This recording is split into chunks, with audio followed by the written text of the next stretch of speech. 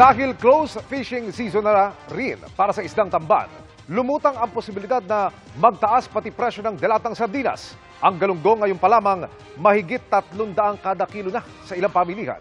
Tinutukan yan ni Bernadette Reyes. 60 pesos na ang isang pirasong galunggong sa karinderyang ito sa Quezon City. Kapresyo na ng isang order ng ulam na karning baboy. Lugi na kami, kaya in-adjust namin yung price. Hanggang 320 pesos naman ang kilo ng local galunggong na mas mahal sa 280 pesos na presyo bago ang closed fishing season sa galunggong sa Palawan na nagsimula noong November 1. Para kasi sa budget, inihiwa ko na lang yun para magkasya. Last na bili ko, hindi po siya nasa 230. Parang 1 week ago lang nung bumili ako eh. Wala naman talaga makuha, sobrang taas talaga eh. Yun, kaya natsaga na lang kami ng cruising.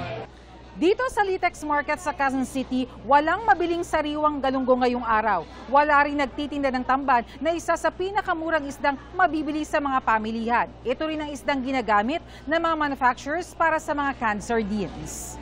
Close fishing season na rin para sa panguhuli ng tamban sa Zamboanga Peninsula at panguhuli ng iba pang isdang pangdelata sa Visayan Sea.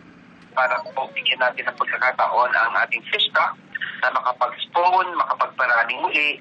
Bagamat pang 2 buwan pa ang supply ng tamban ng ilang gumagawa ng dilatang isda, baka raw taasan nila ang presyo ng dilata maliban kung magmura ang gastos sa produksyon.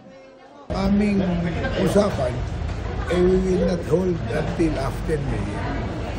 So, tataas tayo ng 2024. Determined by the cost of fuel to catch that. Ngayon, kung bababa ng tuluyan yan, hindi kailangan magtaas. Number one factor would be yung raw material. Diesel also drives up the cost of tomato paste, the cost of shipment. Kung mismong isda lang naman, para maiwasan ang pagmahal niyan, mag-aangkat ang Pilipinas ng 35,000 metric tons na isda. Ito yung volume na nakikita natin na kailanganin habang nagpapatupad po tayo ng close fishing season. Para sa GMA Integrated News, Bernadette Reyes, nakatutok 24 oras. Mga kapuso, samahan nyo kaming tumutok 24 oras. Bisitahin at mag-subscribe sa GMA Integrated News sa YouTube. Sa mga kapuso abroad, bisitahin ang GMA Pinoy TV at www.gmanews.tv.